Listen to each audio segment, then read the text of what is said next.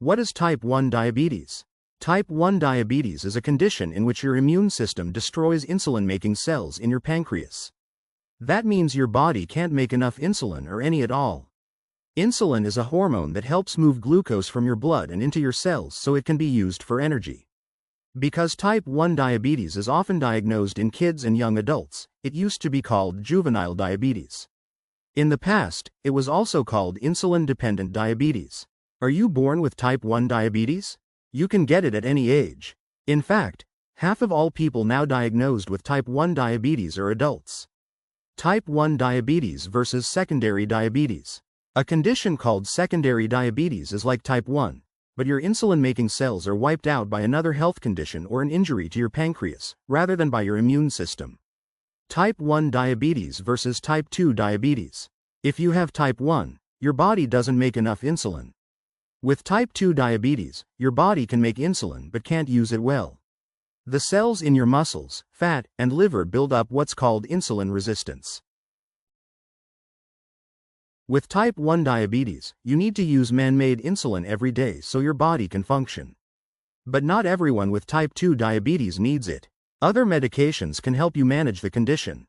No matter which type of diabetes you have, you'll need to keep a close eye on your daily habits, such as what you eat and how much activity you get to stay healthy. Keeping a close eye on your blood sugar is a key part of managing diabetes. A continuous glucose monitor lets you check your levels in real time. Type 1 diabetes symptoms. Symptoms can come on very quickly. They include extreme thirst, increased hunger, dry mouth, upset stomach and vomiting, frequent peeing, unexplained weight loss, feeling tired or weak for no reason, vision changes, heavy, labored breathing, repeated infections of your skin, urinary tract, or vagina, mood changes, late onset type 1 diabetes symptoms. More research is being done on what's called latent autoimmune diabetes in adults. Some people refer to this as diabetes 1.5 inches or diabetes 1.5 because it overlaps with parts of both type 1 and type 2 diabetes. LADA symptoms can come on very slowly, making it tricky to diagnose.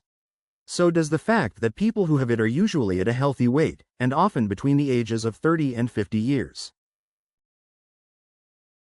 Type 1 diabetes in children. Your child is at higher risk of type 1 diabetes if they're aged 4 to 6 years or 10 to 14 years.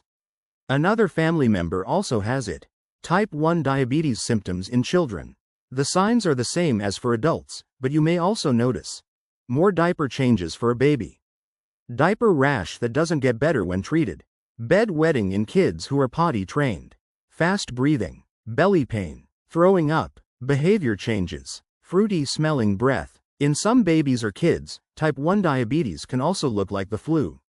If you notice any of these symptoms, take your child to the doctor. Type 1 diabetes causes. Experts aren't sure what causes your pancreas to stop making insulin for your body. Your genes and immune system both appear to play big roles. Is type 1 diabetes genetic? To an extent, yes. If you're assigned male at birth and have type 1 diabetes, there's a 1 in 17 chance that your child will have it, too. If you're assigned female at birth and have type 1 diabetes, your child's risk is 1 in 25 if they were born before you turned 25. And 1 in 100 if they were born after your 25th birthday. If both you and your partner have type 1 diabetes, the chance that your child will have it as well could be as high as 1 in 4. Once you inherit genes that put you at risk for type 1, an environmental trigger such as an infection, virus, or autoimmune disorder seems necessary to switch them on. When scientists look at the blood of people with type 1, they can see special proteins that show their immune system is going after their pancreas. Type 1 diabetes risk factors. Only about 5% to 10% of people with diabetes have type 1. The risk factors for it aren't as clear as they are for type 2 diabetes. So far, experts only know that you're more likely to have it if you are younger than 20, are white, have a parent or sibling with type 1, have extra weight. Type 1 diabetes diagnosis. If your doctor thinks you have type 1 diabetes, they'll check your blood sugar levels. This can be done in a few different ways. A1C test. Also called a glycated hemoglobin test, it can figure out your average blood sugar levels over the past 3 months with one small blood sample. It does that by counting the number of hemoglobin cells that are sticky with glucose. If your A1C result is 6.5% or higher, you'll retake the test. If it's the same number or higher, you likely have diabetes. This test may not give you a correct result if you have any of the following: pregnancy, kidney failure, liver disease, severe anemia, blood loss, some blood disorders such as sickle cell anemia, certain medicines, such as HIV drugs, in your system. If you're of African, Mediterranean, or Southeast Asian descent, you could also have a different type of hemoglobin that could skew your A1C result. Let your doctor know if any of these apply to you. If so, they can test your blood sugar in different ways, such as fasting blood sugar test. In this test, your blood's taken after you haven't eaten overnight. A result of 126 mg per deciliter or higher on 2 separate tests signals diabetes. Random blood sugar test. Your blood glucose can also be checked at a random time. Whether or not you've recently eaten, a result of 200 mg per deciliter or higher means diabetes. Type 1 diabetes test. The above tests can show whether you have diabetes, but they can't tell you which type. To find out whether you have type 1 or type 2 diabetes, your doctor will need to look for autoantibodies. These are the proteins in your immune system that attack healthy cells, such as beta cells in your pancreas that make insulin. If you have type 1 diabetes, they'll show up in a blood sample. Ketones. When you have type 1, your body relies on acids called ketones for fuel because it doesn't have enough glucose to use. A urine test can detect them. Type 1 diabetes health disparities. Across the U.S., type 1 diabetes is on the rise. Hispanic and Black communities are affected more than others. For instance, studies show that if you have brown or black skin, controlling your blood glucose once you're diagnosed is more of a challenge. Black children with type 1 diabetes are also at higher risk of depression, diabetes complications, and hospital stays. Structural racism plays a big part in explaining this inequality. Many long-standing laws and policies discriminate against people of color. So do systems such as healthcare. Type 1 diabetes treatment. You can be diagnosed with type 1 diabetes and live a long, healthy life. Keeping a close eye on your blood sugar levels will be key. Your doctor will give you a target range, and making healthy choices daily will help you stay within that range. It's also important to know the symptoms of very high or low blood sugar and how to treat them. Type 1 diabetes medications. You'll also need to use insulin every day. When your doctor talks about insulin, they'll mention 3 main things. Onset is how long it takes to reach your bloodstream and begin lowering your blood sugar. Peak time is when insulin is doing the most work in terms of lowering your blood sugar. Duration is how long it keeps working after onset. Several types of insulin are available. Rapid-acting insulin starts to work in about 15 minutes. It peaks about 1 hour after you take it and continues to work for 2 to 4 hours. Regular or short-acting insulin gets to work in about 30 minutes. It peaks between 2 and 3 hours and keeps working for 3 to 6 hours. Intermediate-acting insulin won't get into your bloodstream for 2 to 4 hours after your shot. It peaks within 4 to 12 hours and works for 12 to 18 hours. Long-acting insulin takes several hours to get into your system and lasts about 24 hours. Ways to take insulin. Insulin doesn't come in pill form, so you'll have to rely on other ways to get it into your body. Insulin injections. Most insulin shots come in a small glass bottle called a vial. You draw it out with a syringe that has a needle on the end and give yourself the shot. Some kinds come in a pre-filled pen. Inhaled insulin. Your doctor may prescribe a rapid-acting insulin that you breathe into your mouth through a small device. It's not healthy to use this type if you smoke or have lung issues such as asthma. Insulin pump. This device, which you wear, sends small bursts of insulin into your body throughout the day. It does this through a small tube just under your skin. Your doctor will help you pick the type of insulin and delivery method that's best for you.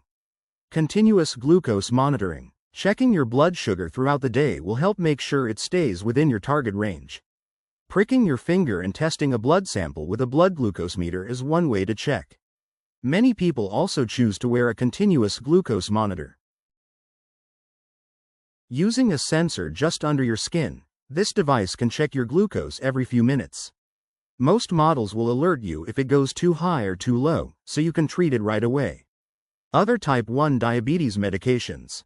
Based on your health, your doctor could also prescribe aspirin to lower your risk of a heart event, cholesterol-lowering drugs to protect your heart, high blood pressure medication to improve your kidney function. Living with type 1 diabetes. To feel your best, try to get enough sleep. It can improve your blood sugar as well as your outlook. If you can, aim for at least 7 hours each night. Babies, kids, and teens will need even more. Manage your stress. It's really common to feel angry or overwhelmed that you have type 1. Find healthy ways to reduce your stress. Talk to trusted friends and family members or ask your doctor to refer you to a counselor or therapist. Quit smoking, vaping, and chewing tobacco or habits to stop, too. All these things narrow your blood vessels and put you at risk for other health issues.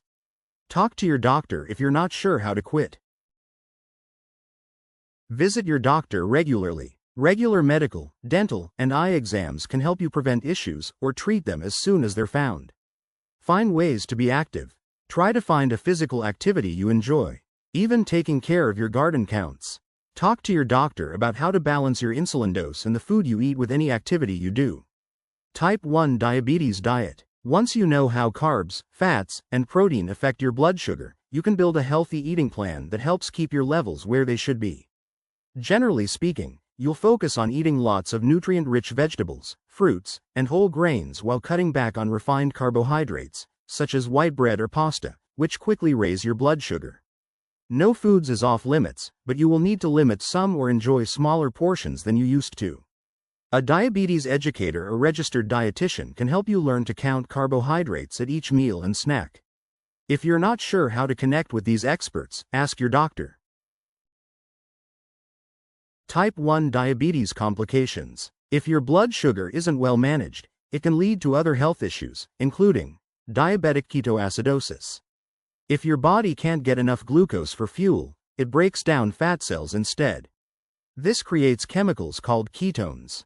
Your liver releases the sugar it stores to help out, but your body can't use it without insulin, so it builds up in your blood, along with the acidic ketones. This mix of extra glucose, dehydration, and acid buildup is known as ketoacidosis and can be life-threatening if not treated right away. Heart disease. Diabetes can put you at higher risk of blood clots, high blood pressure, and cholesterol. These can lead to chest pain, heart attack, stroke, or heart failure. Skin conditions. You're more likely to get blisters and rashes, as well as bacterial or fungal infections. Gum disease. A dry mouth, increased plaque, and poor blood flow can all cause mouth issues. Pregnancy complications. Type 1 diabetes raises your risk of early delivery, birth defects, stillbirth, and preeclampsia. Retinopathy. This eye issue happens in about 80% of adults who have had type 1 diabetes for more than 15 years. To prevent it and to keep your eyesight, you'll need to control your blood sugar, blood pressure, cholesterol, and triglycerides. Kidney damage. About 20% to 30% of people with type 1 diabetes get a condition called nephropathy. The chance of getting it goes up over time. It's most likely to show up 15 to 25 years after the onset of diabetes. It can lead to other serious problems such as kidney failure and heart disease. Poor blood flow and nerve damage. Damaged nerves and hardened arteries lead to a loss of feeling in, and a lack of blood supply to, your feet. This raises your chances of injury and makes it harder for open sores and wounds to heal. When that happens, you could lose a limb. Nerve damage can also cause digestive problems such as nausea, vomiting, and diarrhea. Type 1 diabetes cure. Exciting new treatments in the works include glucose monitoring without needle sticks. This is proving to be a challenge for scientists. Continuous ketone monitor. Like a CGM, a wearable device would monitor the fluid between your cells. Longer-acting insulin. For instance, one type would keep your blood glucose steady for a week. Immunotherapy. Some experts are looking for ways to switch off your immune system so it stops attacking the cells in your pancreas that make insulin. New beta cells. One early-stage Australian study was able to get pancreatic stem cells to make insulin. If testing pans out, your remaining pancreas cells may be treated one day to start making insulin again. Keep up with new research on type 1 diabetes through a trusted organization such as the CDC or the American Diabetes Association. Takeaways. Type 1 diabetes is a lifelong condition. A diagnosis may feel overwhelming, but you can learn to manage your blood sugar. Making healthy choices every day will be key.